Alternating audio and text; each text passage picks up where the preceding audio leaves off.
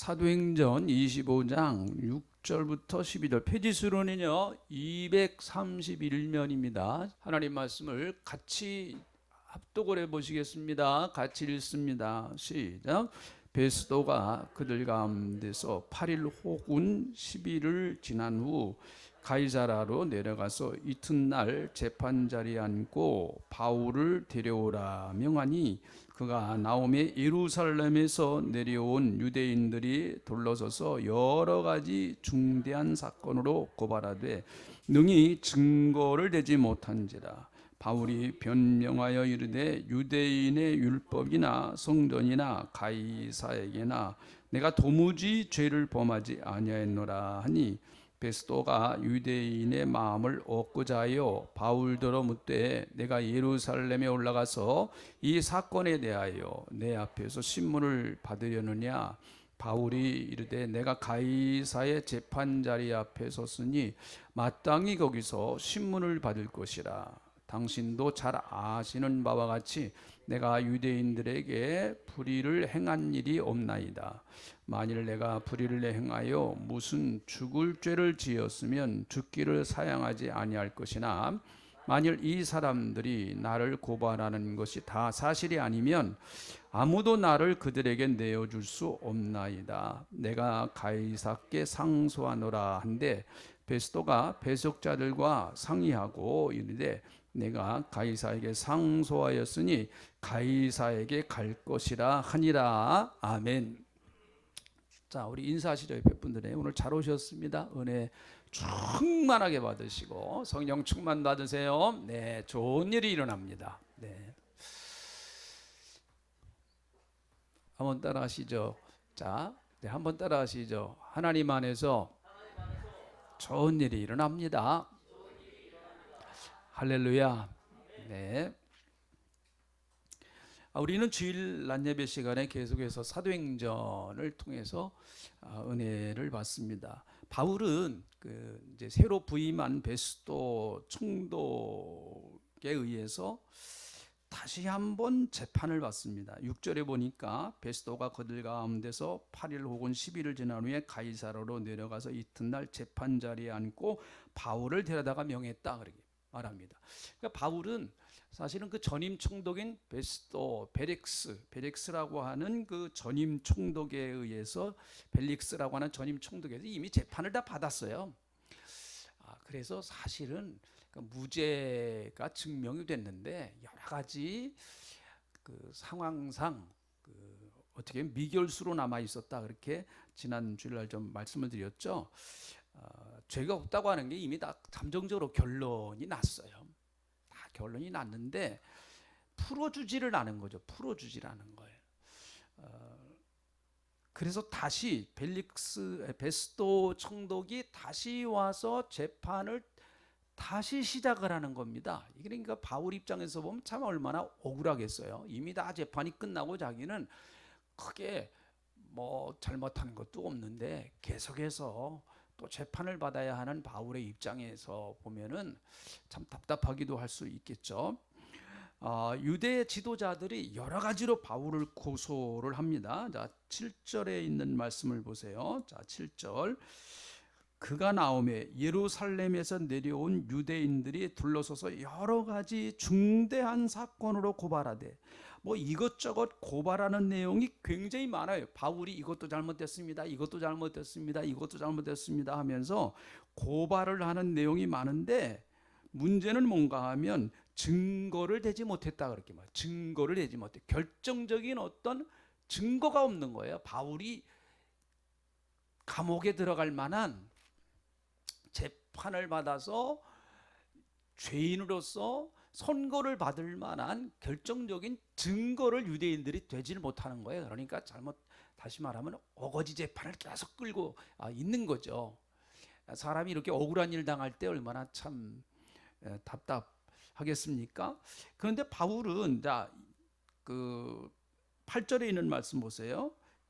바울이 뭐라고 얘기를 하는가? 바울이 변명하여 이르되 유대인의 율법이나 또 성전이나 가이사에게나 내가 도무지 죄를 범하지 아니하였노라. 그렇게 나는 도무지 죄를 범하지 않았다. 굉장히 바울이 아주 당당하게 얘기를 하는 거죠. 10절에 있는 말씀도 비슷해요. 10절에 있는 말씀, 바울이 이르되 내가 가이사의 재판자리 앞에 섰으니 마땅히 거기서 신문을 받아야 할 것이라. 당신도 잘 알거니 바와 같이 내가 유대인들에게 불의를 행한 일이 없나이다. 나 죄진 일 없다. 그렇게 말합니다. 11절에 만일 내가 불의를 행하여 무슨 죽을 죄를 지었으면 죽기를 사양하지 아니할 것이다. 그렇게 말합니다. 내가 잘못했다고 하는 그런 것들이 나오면, 그런 증거가 나오면은 나는 죽을 각오도 돼 있습니다. 거기에 대한 마땅한 처벌을 나는 받을 각오가 돼 있고, 죄의 대가를 치를 나는 준비가 다 돼 있습니다. 그러니까 쉽게 말하면 증거를 갖다 대라는 것입니다. 내가 뭘 잘못했는지 증거를 대라. 이렇게 지금 바울이 아주 도리 어떻게 보면은 재판을 하는 사람들보다 죄수 아닌 죄수인 바울이 더 당당하게 지금 이야기를 하고 있는 것이죠. 다시 말하면 바울은 당당하기 때문에 사람이 두렵지를 않았어요. 여러분, 죄 지은 사람이 두려운 거죠. 법이 두렵고요. 바울은 뭐 두려운 것이 없었습니다. 바울이 정말 두려워하는 분은 누군가 하면 하나님이세요. 하나님. 바울은 하나님을 두려워했습니다. 한번 따라합시다. 바울은 하나님을 두려워했다. 네, 바울이 두려워한 분은 하나님이시지 사람을 두려워하지를 않았다라는 것이죠. 그래서 하나님을 정말 두려워하는 사람, 여기서 두려워한다고 하는 것은 뭐 벌벌 떠는 그런 두려움이 아니고 경외하는 마음을 가지고 두려워하는 거예요. 너무너무 그분을 사랑하고 또 그분을 내가 믿고 의지하기 때문에 두렵고 떨림을 가지고 경외하는 심정을 가지고 두려워하는 거예요. 바울은 지금 하나님을 그렇게 두려워하고 있는 것입니다. 그러니까 하나님을 두려워하는 사람은 사실은 사람을 크게 두려워하지 않습니다. 이건 사람을 무시하는 것과는 달라요. 무시한다는 그런 얘기가 아닙니다. 예수 믿는 사람이 다른 사람 무시하면 안 되죠. 무시하지는 말아야 되지만 두려워하지는 말아야 됩니다. 우리 예수 믿는 사람들은 누구를 두려워해야 된다고요? 하나님을 두려워해야 돼요. 하나님을요. 하나님을 두려워하는 사람은 사람을 두려워하지 않습니다. 그 반대가 될 수 있어요.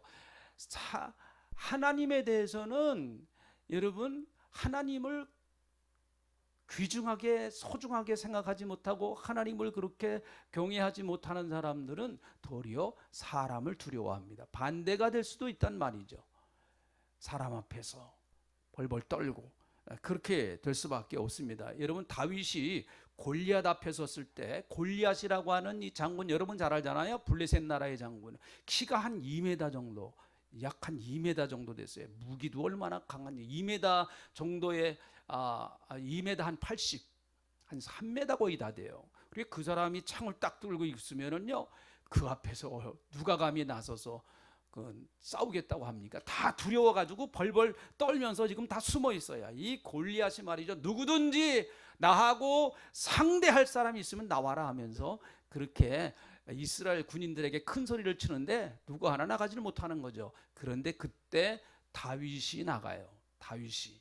다윗은요, 골리앗이 두렵질 않았어요. 왜 골리앗이 두렵질 않았는가 하면 다윗이 정말로 늘 경외하면서 두려워했던 분은 하나님이시기 때문에 그렇습니다. 하나님이시기 때문에 골리앗의 그 목소리에 귀가 죽질 않았어요. 골리앗의 큰 소리로 골리앗이 막 소리를 외치니까요, 그 소리가 그 산에 울림이 돼가지고 쩌렁쩌렁 그 소리가 나가지고 이스라엘 군인들은 다 기가 팍 죽어가지고 다 숨어 있고 그랬거든요. 근데 다윗은 당당하게 나간단 말이죠. 사랑하는 성도 여러분, 오늘 이 시간에 다윗에게 임했던 그런 거룩한 성령의 은혜가 저와 여러분에게 임하시기를 주님의 이름으로 축복합니다. 그래서 예수 믿는 사람들은 누가 뭐라고 하는 그런 소리에 마음이 허물어지고 그러면 안 돼요. 우리는 하나님이 같이 하는 사람이에요. 당신 망했어. 망하긴 뭘 망해요. 하나님이 같이 하시면 다시 일어설 수 있어요. 자, 아멘 하시죠? 아멘. 당신 죽어. 아이, 하나님, 우리 하나님 믿는 사람이 하나님. 우리의 삶의 주도권은 나에게 있는 것도 아니고 다른 사람에게 있는 것도 아니고 내 삶의 주도권은 누가 가지고 계십니까? 하나님이 갖고 계신 거예요. 그러니까 우리는 하나님 믿는 사람이에요. 한번 따라합시다. 나는 하나님 믿고 산다. 할렐루야. 어떤 사람은 통장에 돈만 떨어져도 막 떠는 사람이 있어요. 그러지 마세요, 여러분. 예? 또 하나님이 필요하시면 채워주세요. 우리 죽이시지 않습니다. 하나님이요. 내 삶을 책임지시는 분은 하나님이시니까요.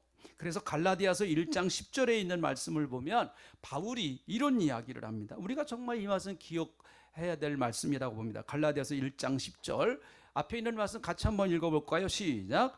이제 내가 사람에게 좋게 하랴 하나님께 좋게 하랴 사람에게 기쁨을 구하랴 내가 지금까지 사람들에게 기쁨을 구하였다면 그리스도의 종이 아니니라. 그렇게 말해요.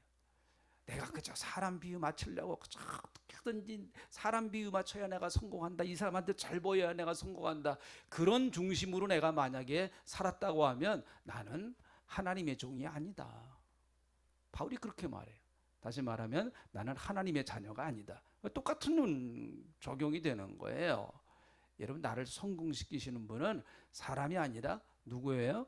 하나님이세요. 우리는 그렇게 믿고 사는 사람이에요. 여러분, 내 이 어려운 문제를 해결하실 분 누구냐? 하나님이시란 말이죠. 그래서 나는 그 하나님을 기쁘시게 해드리며 나는 그 하나님을 두려워하면서 살아가는 그런 사람입니다. 내가 죄를 졌을 때 누가 내가 죄 지은 거 알까봐 두려운 게 아니고 하나님이 보고 계시기 때문에 우리는 두려워하는 거죠. 하나님이 보고 계시니까. 사람은 몰라도 하나님은 아시잖아요. 그것이 우리가 두려운 거지.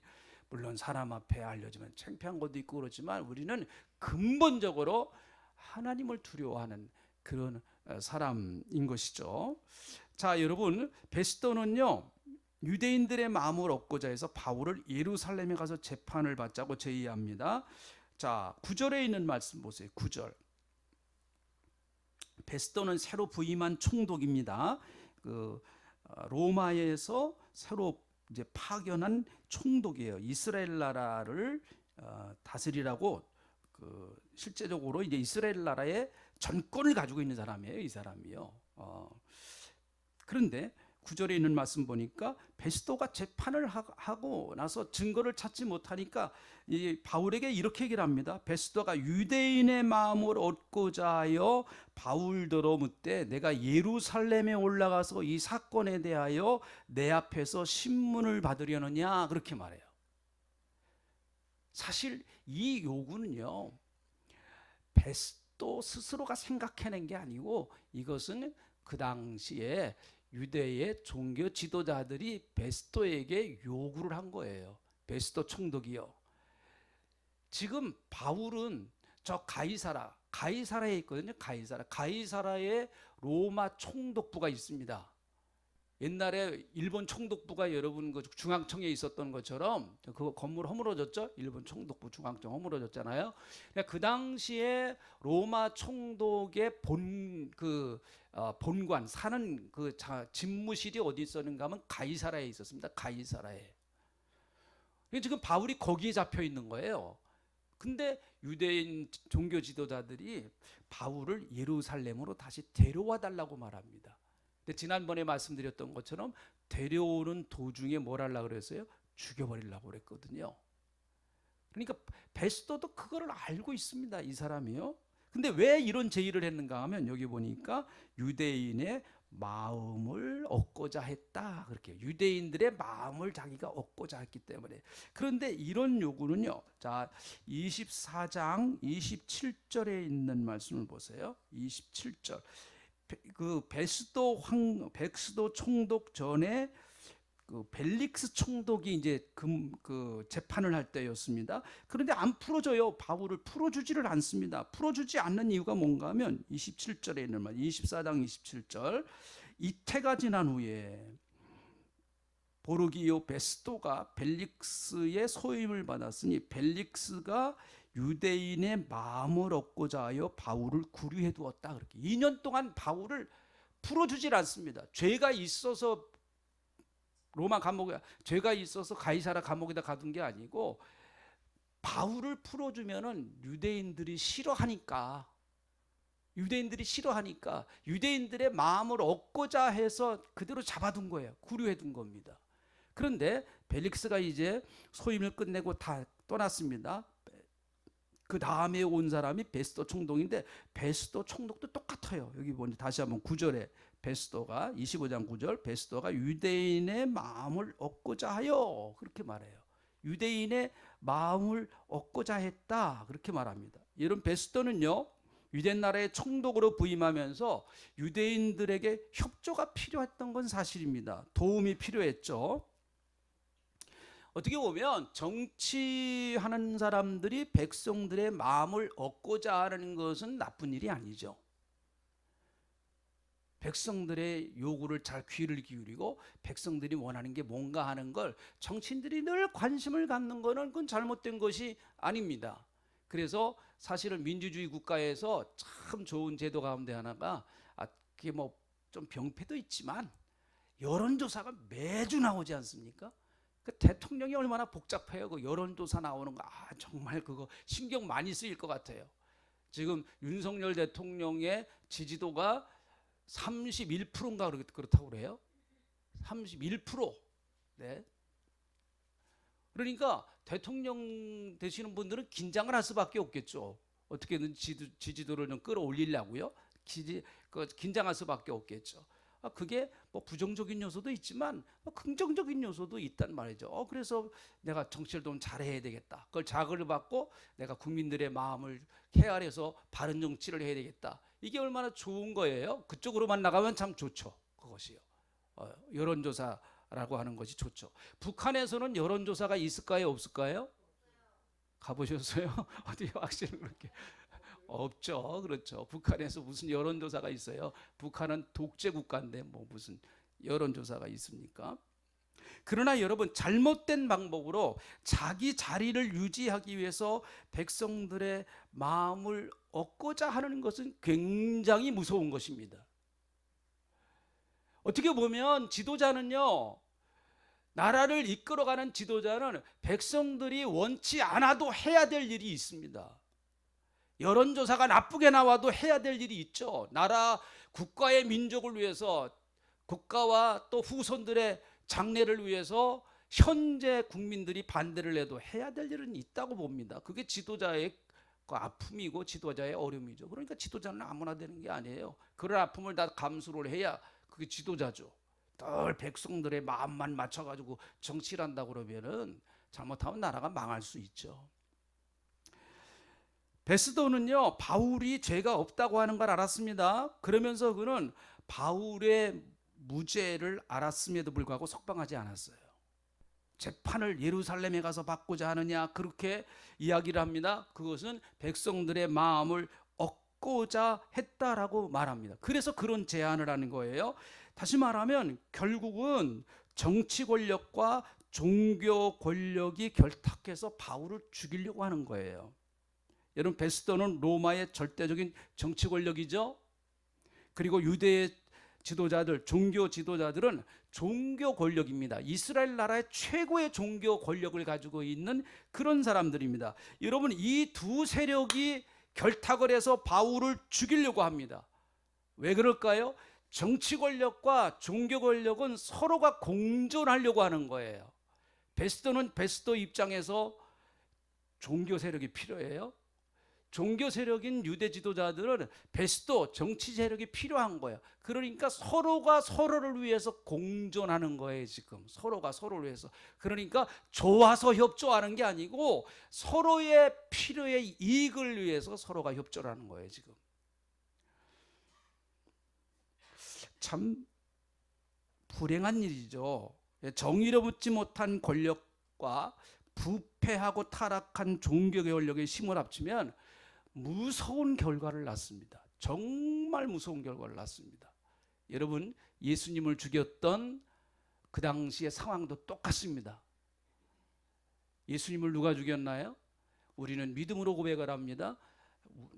내 죄 때문에 예수님이 십자가에서 죽으셨어요. 그건 우리의 신앙의 입장이에요. 그런데 그 당시에 정치적인 상황이나 종교적인 상황을 보면은 사실은 로마의 총독 빌라도, 그리고 유대의 종교 지도자들, 제사장들, 서기관들, 바리새인들이 서로가 결탁을 해가지고 예수를 살려두면 자기들의 입지가 굉장히 어렵습니다. 그게 타락한 인간의 마음이죠.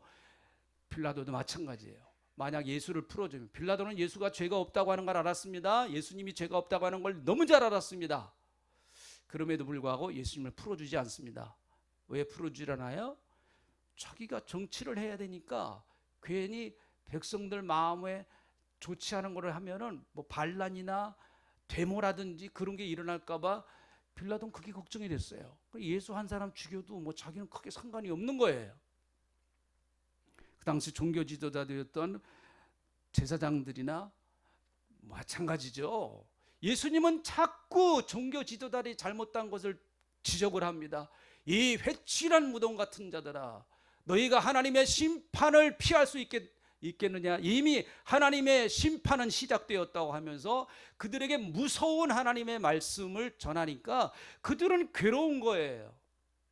예수님이 자꾸 그런 말씀을 하시니까 양심에 찔려서 그런 얘기를 듣는 것이 굉장히 어려워요. 그리고 백성들을 선동하면 자기들의 지위가 무너질 것 같아가지고 예수를 죽여야 되겠다고 결심합니다. 여러분, 그 당시에 유대인 종교 지도자들, 그러니까 바리새인들이나 서기관들이나 또 제사장들이 예수님을 결정적으로 죽이려고 했던 사건이 뭔가 하면 바로 나사로를 살린 사건이에요. 죽은 나사로를 나흘 만에 살린 그 사건을 딱 보고 저 예수는 살려두면 안 되겠다. 그게 결정적인 사건이 됐습니다. 이게 참 말이 돼요. 죽은 자를 살려냈는데, 예수님이 생명이여 부활하신 예수님이 죽은 자를 살려냈는데, 반대편에 있는 자들은 그 사건이 결정적인 계기가 돼서 예수를 죽여야 된다는 얘기죠. 죽여야 된다는 얘기예요. 사실 여러분, 일제시대 때도 마찬가지입니다. 신사참배를 찬송했던 기독교 지도자들이 있습니다. 그래서 지금도 그 사진이 남아있어요. 그 남의 교단을 비판하는 거는 좋은 게 아닙니다. 그러나 우리가 바른 걸 알기 위해서 그러는 거예요. 뭐 꼭 그 교단만 그런 게 아닙니다. 근데 어쨌든 그때 가장 큰 교단이 장로교단이었으니까 장로교단에서 총회적으로 신사참배는 우상숭배가 아니라고 총회에서 결정을 했어요. 그리고 그 지도자들이 일본에 가가지고, 일본에 그 신사에 가가지고 다 절을 하는 사진이 지금도 남아 있어요. 지금도 그게 그대로 역사적인 증거가 남아 있습니다. 그런데 여러분, 그 사실을 그 장로교 총회 자기 다 그 선배 목사들이 그걸 잘못한 거 아닙니까? 주기철 목사님 죽이고. 그런데 그것을 반성하고 회개한 거는요, 사실은 한 5, 60년이 지나서 총회에서 우리가 잘못했습니다라고 그때 반성한 거예요.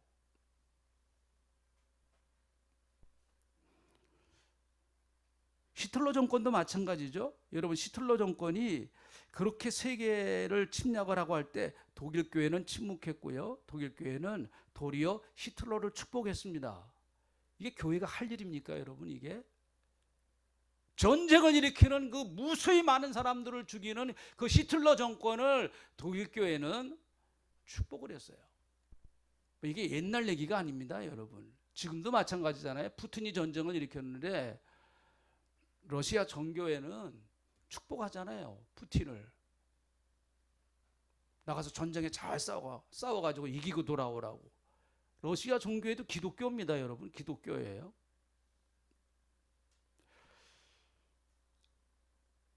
교회가 타락을 하면, 예수 믿는 사람이 타락을 하면 여러분 더 무섭습니다.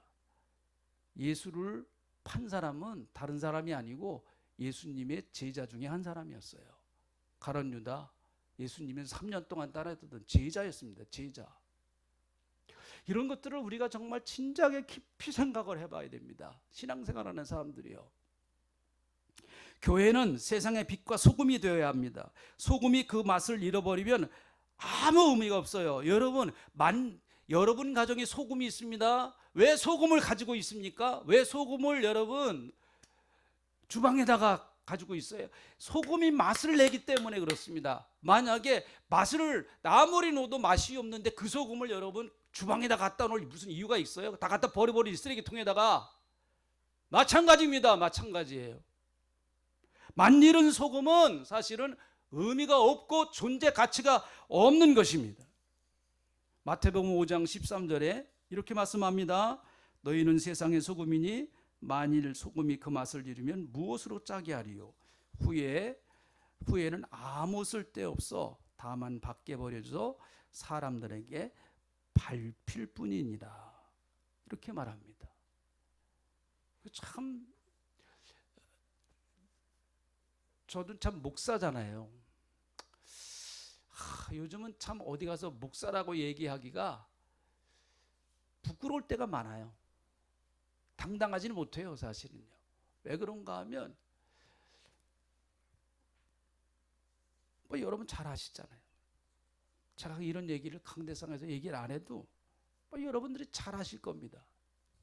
여러분들은 그래도 예수 믿는 분들이고 신앙생활 하시는 분들이기 때문에 목사님 그러면은 존경하려고 그러지만 세상 사람들은 목사 존경 안 합니다. 여러분, 교회 존경 안 해요, 요즘. 왜 그럴까요? 그것은 교회는 교회의 맛을 잃어버렸기 때문이고, 성도가 성도다운 맛을 잃어버렸기 때문이고, 목회자가 목회자운 맛을 잃어버렸기 때문에 그런 거예요. 그러니까 세상 사람들이 볼 때는 교회가 필요 없는 거예요. 예수 믿는 사람들 뭐 다른 게 있어야지 나오고, 예수 믿는 사람들이 여러분 뭐 다른 게 있어야죠. 당신 교회 다니는데 교회 안 다니는 나나 교회 다니는 당신이랑 뭐가 다른 게 있냔 말이에요.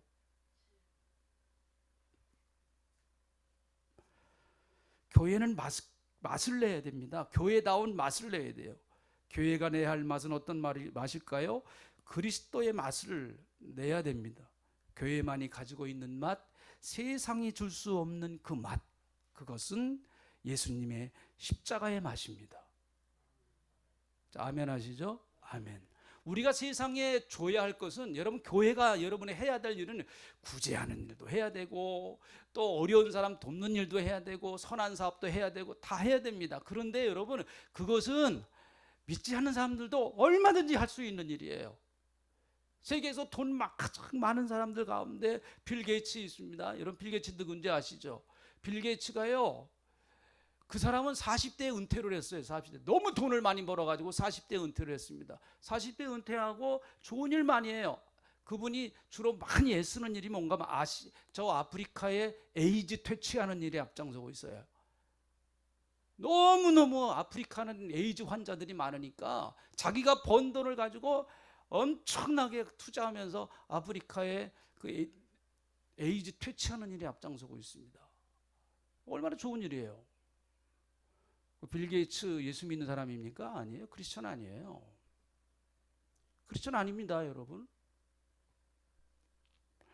그런 것들은 여러분 교회도 해야 되고, 또 세상에 좀 여유 있고 나보다 그래도 다른 사람보다 내 형편이 나으면 그거 해야 됩니다. 그러나 교회만이 할 수 있는 게 있어요. 교회만 해야 할 일이 있습니다. 그것은 바로 교회만 맛을 낼 수 있는 것은 예수님의 십자가의 사랑이에요. 예? 그건 세상이 또 어디 가도 찾을 수 없는 예수님의 십자가의 사랑입니다.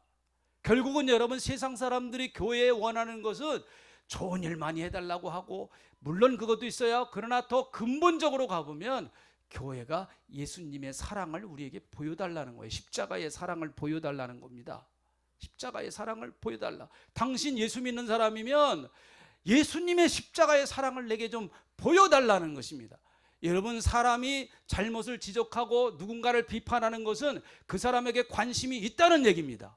세상 사람들이 교회에 대하여 욕을 하고 돌을 던지는 것은 그만큼 교회에 관심이 있다는 것입니다. 교회가 좀 교회다워지기를 원한다. 세상이 시끄럽고 어지럽다. 이렇게 세상이 복잡한데 교회가 좀 맛을 내주고 세상 사람들에게 좀 길을 안내해달라. 우리가 지금 길을 잃어버리고 있으니까 예수님의 빛을 좀 비춰달라고 하는, 어떻게 보면 울부짖을 수도 있습니다. 교회를 비판하는 소리가요. 여기 나오는 이 종교 지도자들과 또 정치 지도자들, 그래서 제일 신앙에 여러분 우리가 조심해야 될 것은 혼합주의예요. 혼합주의. 정치 세력과 종교 세력이 적당히 야합을 하고 해서 뭔가를 이루려고 하는 건, 이것은 정말 무서운 거죠. 혼합주의라고 하는 거, 이게 참 무섭습니다. 우리는 예수 믿는 사람이에요. 자, 아멘 합시다. 아멘. 우리는 예수 믿는 사람이에요.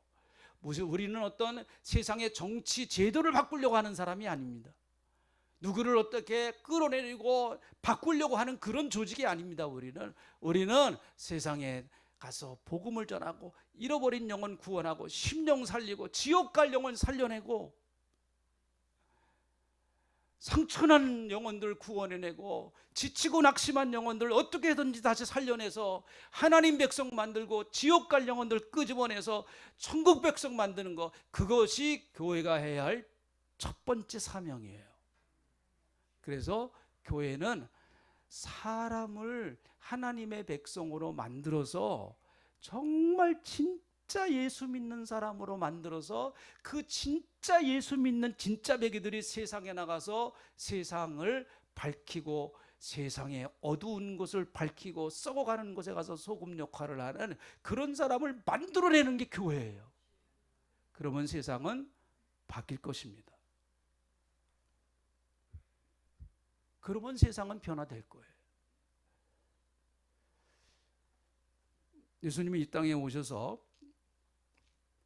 로마 권력을 단 한마디도 비판하지 않으셨습니다. 그리고 예수님이 로마 권력이 잘못된 걸 모르셔서 그랬을까요?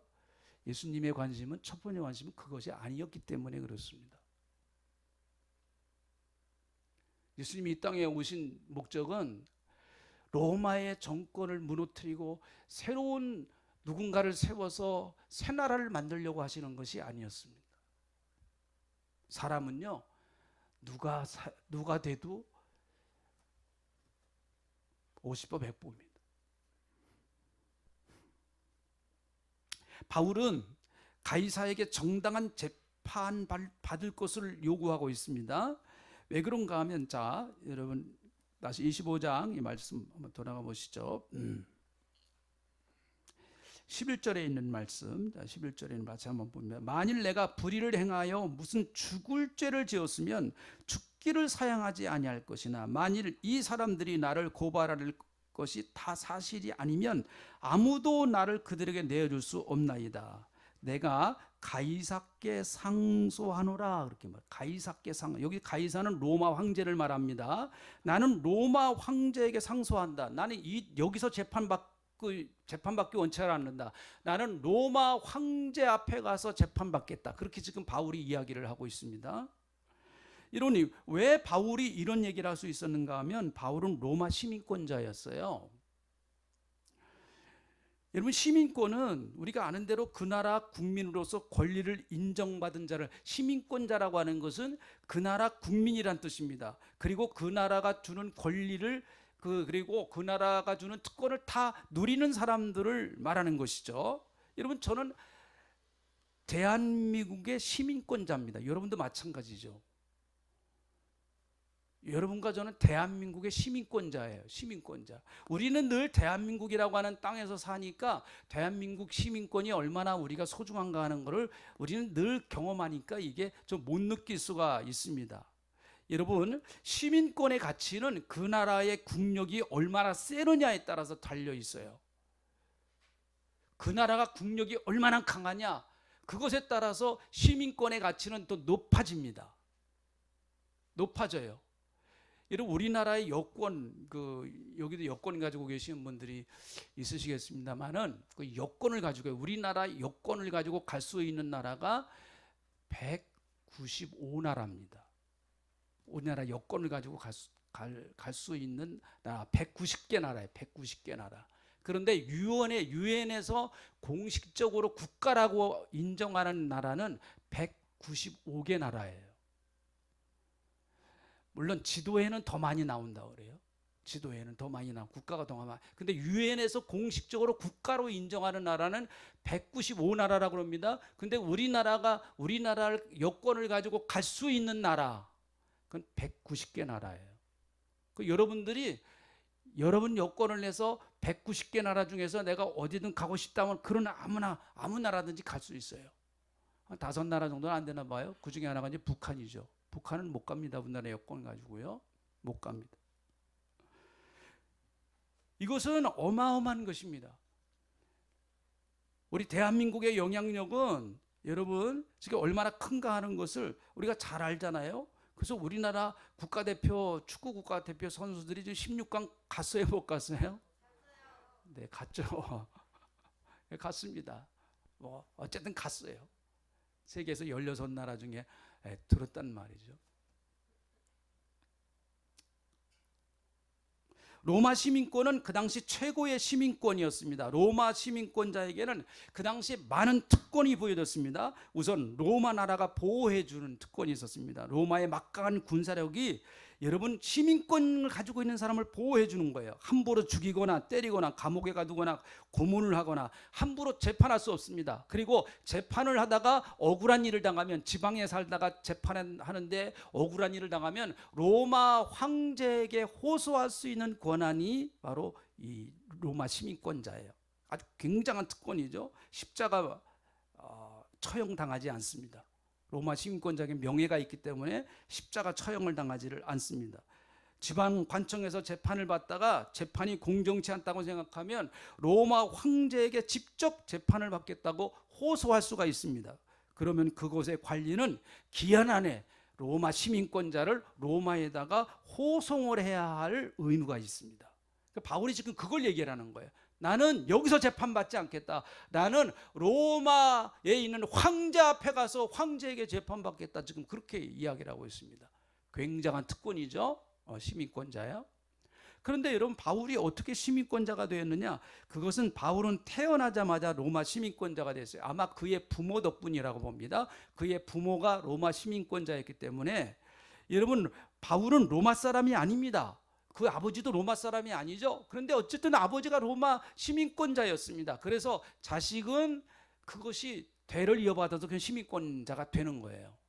사실은 예수 믿기 전에는 그게 얼마나 그게 소중했는가 하는 걸 몰랐겠죠. 그런데 예수 믿고 나서 보니까 이 시민권의 역할이 바울을 얼마나 많이 도와줬는지 모릅니다. 바울은 그것을 가지고 아주 잘 유용하게 복음을 전하는 일에 아주 잘 사용했습니다. 어떻게 보면 인간적으로 보면 바울에게 있어서 로마 시민권은 축복이에요. 축복. 굉장한 축복입니다.